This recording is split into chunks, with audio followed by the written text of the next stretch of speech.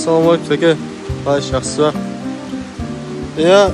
Көшет ектім, кеше егіп қойдым. Осылай бүгін күн жаңбыр болып тұр. Теплицаның ішіне осындай етіп дуга жасап, ішіне конвектор қойып қойдым осындай. Асты керемет жып-жылы болып тұр. Далада жаңбыр болды. Бүгін күн шыққан жоқ. Конвектор өшірген жоқпын, түнімен қосып қойдым конвекторды.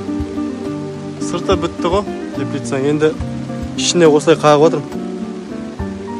Каждый стойкаға термосын екі жағын бітіріп қойдым, боковойын. Ішкі жұмыстар бар, бұйырса енді газға кірісу керек. Осылай болып отыр жағдай.